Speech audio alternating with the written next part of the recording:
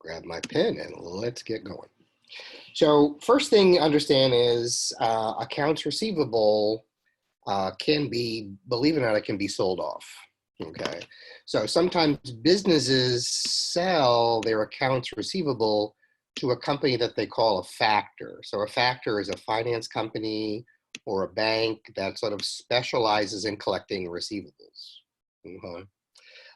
Why would a business want to sell off their receivables? Well, receivables, you got to wait to collect, right? I mean, you're going to be receiving that money within 30 days or so.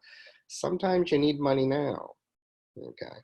And so if you need cash now, one of the options obviously you would try to get loans from your bank, but maybe sometimes you're all tapped out there. You don't have the access to that credit. So another way to get rid of, to raise some cash is to get rid of some of your receivables, to sell them to a factor for cash. Now you're selling them at a discount. The factor actually pays less for the receivables than what they're worth. You, as a company, has to guarantee, in most cases, you have to guarantee those receivables are collected by the factor. So the factor doesn't want to lose any money on this. But you have a chance as a business to get some cash. You just have to give up a little bit of your receivables in the form of a commission. So it's basically an expense for the business. And this is how it would work. So here's another furniture company. They factor off $600,000 of their receivables. Okay, so they sell their receivables, $600,000 worth of their receivables, to federal factors. Okay, that's the company. Federal factors charges 2% fee to take those receivables from Hendrickson Furniture. 2% charge, which is $12,000 charge for $600,000 of receivables. What does that mean? Well, that means that the furniture company is going to get the cash difference. $588,000 is the amount of cash they have raised when they sold off the $600,000 of receivables to the factor. Okay, the $12,000 difference, as you see, is an expense. It's a cost of doing business. It's an expense of selling the receivables, okay, and turning them into cash. And again, companies will do this when they are pretty desperate for cash. Okay, they may not have enough credit at the bank, or they may have already tapped that credit, and they can't borrow much more. They look for ways to raise money. This is one way to raise cash, sell your receivables. Another aspect of receivables really doesn't even sound like it is a receivable, but it's about credit cards, okay? So for a merchant to be part of the credit card network, whether it's a Visa or MasterCard, Discover, there's a bunch of credit cards, right, network. Those are the big ones, MasterCard and Visa. In order for the retailer or the merchant to be part of that network, Visa or MasterCard network, they have agreed to accept the card at their store in exchange for a fee. Every time a customer buys stuff from them using a credit card, the merchant has agreed to pay the fee for that, okay? And fees range, in this case, 2 to 4%. Well, why would a merchant want to do that? Why would they want to give up 2 or 4% of every sale? Well, because the wonderful thing is that when you and I use a credit card at a company and purchase stuff, the merchant's going to get the cash, okay? The merchant is going to get the cash from the bank who issued you your credit card. So you get the credit card, you can use that credit card.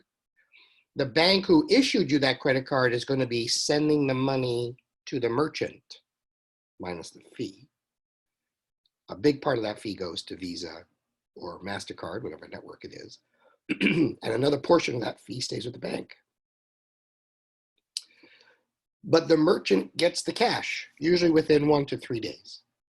So even though it's a credit card sale, it's a cash sale to the merchant because they're going to be collecting the cash from it, okay? Why would you want to accept credit cards? Well, otherwise, you're going to have to be doing, look, remember what accounts receivable is. You're selling something on account. Well, if you did that as your own business, you'd have to do a credit investigation of every customer who wanted to buy something on account. That costs money. You'd have to maintain all those accounts. That costs time and money. You ultimately have to try to collect it. And if you can't collect it, you're going to take the loss. And you're going to be waiting a long time for your cash, right? So you can receive cash more quickly by simply being part of the network, which is why Visa, MasterCard, those networks are just, they've exploded around the globe. Most merchants, both for-profit and non-profit, accept credit card. And so, and this is the reason why. So how it works basically is we're going to look at this company called Sondergarth Music. They had a customer come in, Morgan Marie. She bought $1,000 worth of music from that company because Morgan Marie owns a restaurant and she likes that music playing. She used her Visa. Visa charges a 3% fee for the use of the card. Remember, Sondergarth Music has agreed to accept the card. They're part of that network. So they've accepted the fee schedule. Well, they made a $1,000 sale, but how does it look on their books? Well, they're going to record it as a $1,000 sale because they made a $1,000 sale. But of course, they have agreed to the fee, right? Every service charge is an expense. And so they're going to be collecting $970 of cash from that sale, okay? Now, again, the cash is going to be forwarded by Morgan Marie's bank, First Bank, whatever that is, right? They're going to be sending the merchant the card. They're going to be sending Morgan Marie a bill, okay? But the merchant is going to get the money. They're going to get the cash. Okay. So this is a quick do-it exercise, part B, to be, or not to be, on factoring. And here you have a company, Peter Kell Wholesalers. They need to raise $120,000 to cover payroll. Ooh, very important. This company has already reached its debt ceiling with their bank, so they can't borrow more money from a bank.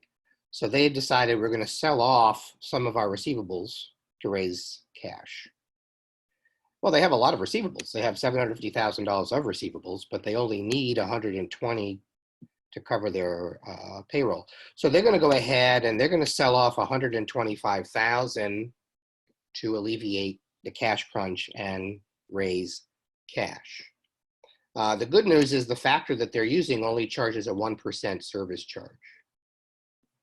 So what does it look like in terms of an entry on their books? Well, they're going to show that they have settled $125,000 worth of receivables for $123,750 of cash because they've agreed to pay the 1% fee to the factor for buying them. And that fee becomes an expense. So that is that. Learning objective 3 talks about notes. Notes receivable, okay? So remember that a note is a loan, a promise to pay, written promise to pay. Notes are very specific because they have specific amounts listed, interest rates listed, when they're due.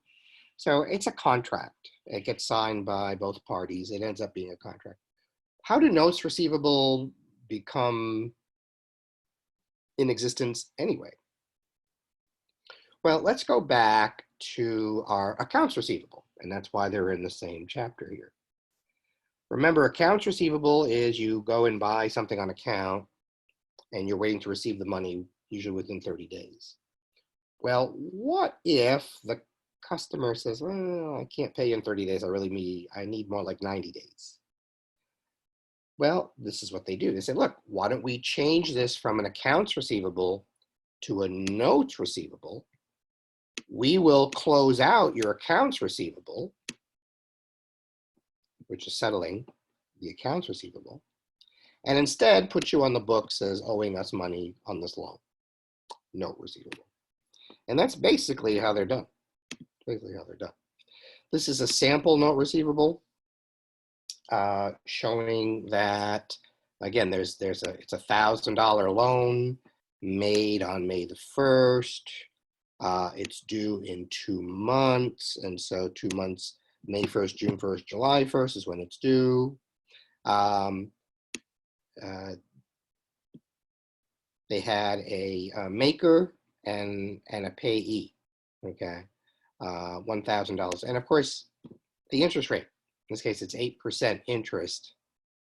So to the payee, right, because they're getting paid this $1,000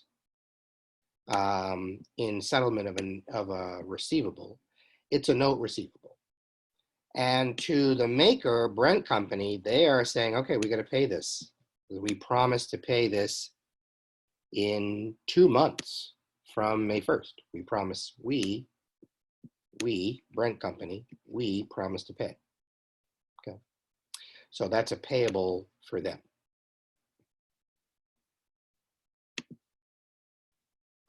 So maturity dates, this is basically the due date. So when you see the word maturity date, you're thinking it's a due date. Of course, your maturity date usually is on a specific, they usually use either days or months for maturity dates. And that's the important thing here. Maturity dates assume a 12-month period of time. But they also assume that each month has 30 days. So this is going to be important to understand. Yes, there are 12 months in a year, and notes assume 12 months in a year. But if it's for a period of days, like 60 days, 90 days, we're looking at it as 30 days per month. Okay, so that's usually how they are figured out. Why do you need to know this? Well, because we have to compute interest. And that's the only big thing here in notes receivable that you're going to be looking at. Computing interest is taking the amount of the note, so that's the amount of the note, you multiply it by the interest rate. Now the interest rate is annual interest rate. Annual means all 12 months, right, all year. Well, most notes are short term. Most notes are for 2 months, 3 months, 4 months, 5 months, or 60 days, 90 days, 120 days, short term. So that's why you have to actually multiply it by the time of the term. And that gives you the proper interest that you're going to be collecting on the note. So if you look down here, there are 3 examples of notes. The first example listed in the first row is a $730 note at 12%. This is an annual rate, so this is for all 12 months. But it's only for 120 days. So the calculation of interest is done by taking the $730, multiplying by 12%, or you can convert to decimal. So to convert to a decimal, your percentage becomes a decimal, and you move it over 2 places to the left. Okay. So 0.12 would be the decimal, or 12% if you have the percent sign. And this is an annual rate. That's why we have to multiply it by the actual time the loan is going to be for. So because this is in days, and we're assuming every 30 days per month, we need it for 120 days, and we're going to divide that by 160. So the fraction here is the number of days over 360. Because 360 assumes a 30-day month, and 12 months, a year is 360 days. So that means the interest on the loan is $29.20.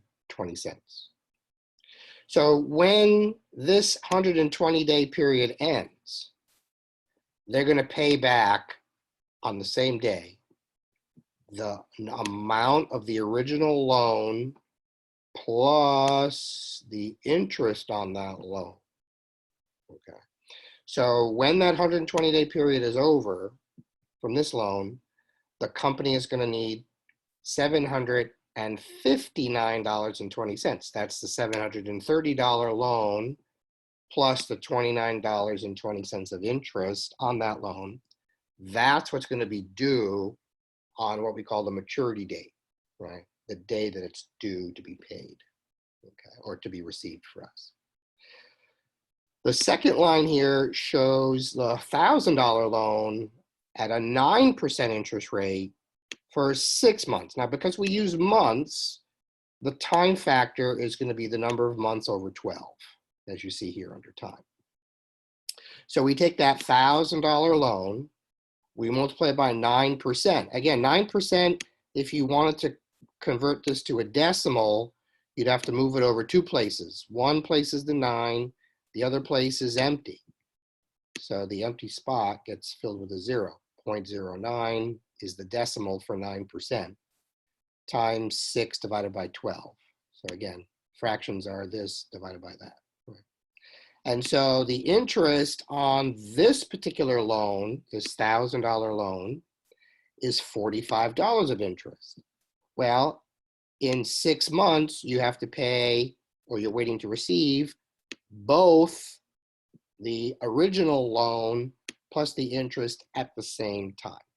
Okay, that's what's going to be paid on the due date. And of course, here they simply have year, which is just silly. On occasion, you'll have a note that's longer than a year. But I will tell you that 90-some-odd% of the notes are going to be short-term or current, meaning less than a year. All right, so here is a way we recognize our receivables. So Brent Company wrote a $1,000 2-month 8% note to settle an open account. All right, how would Wilma account for the receipt of this note? Well, Brent Company is settling their accounts receivable, as you saw. We're going back to this. Brent Company here is settling with Wilma Company, right? This $1,000 note, right? Well, this account that they need to settle. So how it looks in the journal would be that Wilma Company will debit the notes receivable because this is a note now, right? This is a note. But it settles their accounts receivable. So they don't have an accounts receivable anymore. They now have a notes receivable. And this is how most notes receivables are created in the system. Okay. We don't have to worry about this one. But we do have to understand a little bit about notes receivable in general. So notes are going to be held until their maturity date, which is the actual day that they are due. Okay. Sometimes, they default. Of course, they don't default means they're not paid. Sometimes the holder wants to convert they want to collect early. So convert to cash is in essence selling it off or collecting it early. So 2 words you have to be familiar with: honor and dishonor. Okay. Honoring a notes receivable basically means that note has been paid in full on the day it was due. That's it. So an honoring notes receivable is simply paying it when it's due, in full. What if you can't pay it in full? Well, then it's dishonored note. Okay. A dishonored note is a note receivable that was not paid in full. So that's basically all it is. 2 terms you have to know. Pretty interesting. All right, quick illustration here. Wolder lends Higley $10,000 on June the 1st, accepting a 5-month 9% note. Okay. So what if Higley Company is paid 5 months later. So it started on June 1st. So you count 5 months. So June 1st, July 1st, August 1st, September 1st, October 1st, November 1st. So we're on November the 1st. That's 5 months. Okay, that's the maturity date. Walder is going to be collecting this. So what are they going to be collecting? Well, they're going to collect $10,000, which is the original note, plus $375, which is the interest on that note. So the total amount of cash that they're going to be collecting on November 1st is $10,375. Again, $10,000 is the original note that has been paid. The additional $375 is money they made on the note. So because they made that money by lending Higley money, they have to report all the interest as interest revenue. On most income statements, that's going to show in the other revenue part of the multi-step statement that we looked at. And this is the formula. Give me the formula, Krebs. But that is the formula. $10,000 loan times 9%, that's an annual rate, times 5 months over 12, gives you $375 interest on the loan.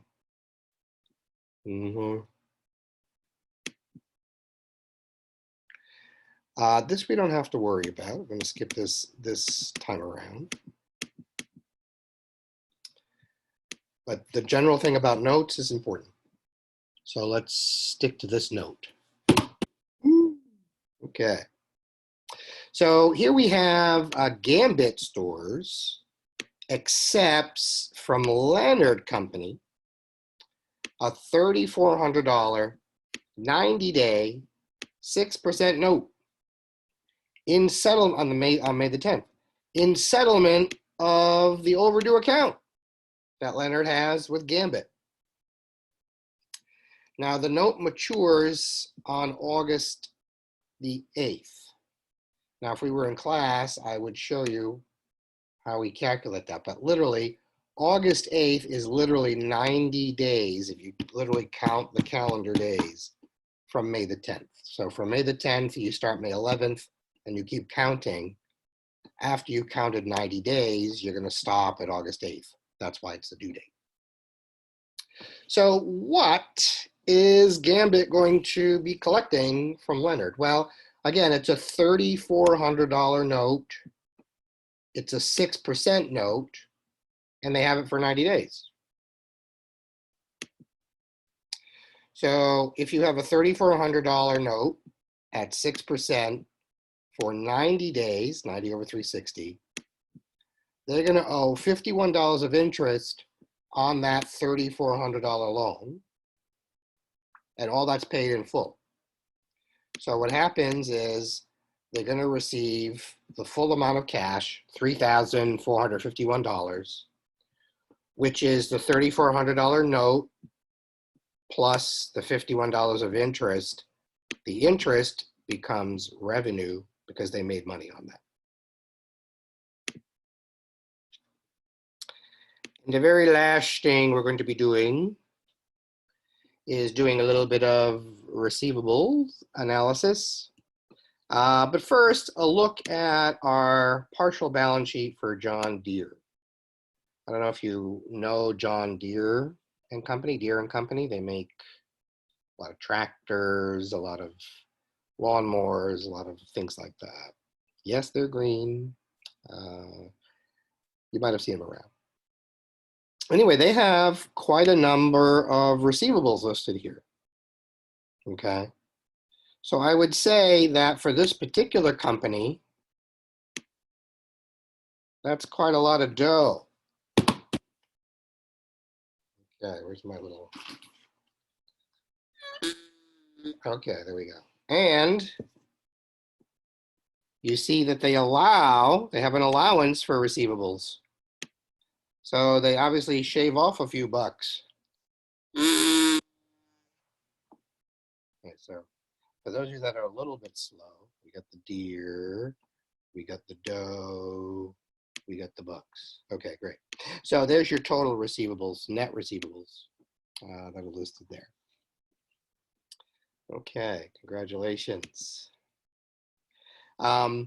It's important for companies to manage their receivables well. They determine who they're going to extend credit to. They establish a collection period. Most industries have a 30-day collection period. Some industries have a 45-day or a 60-day collection period. Most have a 30 days. They have to monitor those collections, and they have to make sure they're collecting that cash. That's cash. Receivables become cash, and you need cash. So making sure that you're evaluating that liquidity is very, very important. And if you can help receive the cash faster, then you do so. The book goes over a couple of these, but this is the main part I wanted to review with you. Okay. This is the financial analysis part. The accounts receivable turnover. Okay. So turnover is how quickly or how many times that the company is collecting their receivables every year. Now, if you think about most receivables are for 30 days, you would expect a company on an average year to be collecting those receivables 12 times a year, because there are basically 12 30-day periods in a year. So 12 times a year, right? That's the number of times, okay, on average that they collect it. 12 times a year would be the standard if your industry gives people 30 days to pay. You'd be collecting roughly 12 times a year.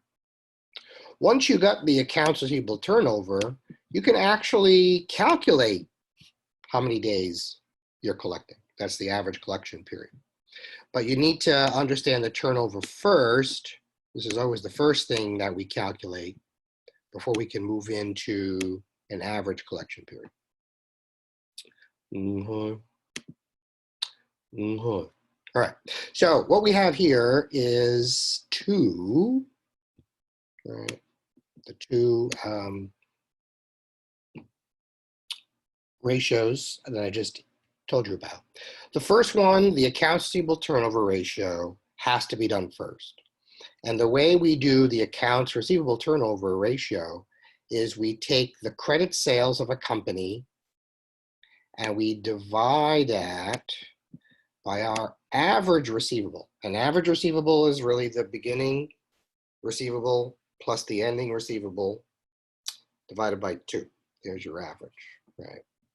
And so if you look down here, the accounts receivable turnover ratio is provided for Nike and for Skechers and that particular industry as well. We're going to focus on 2014 numbers here, okay?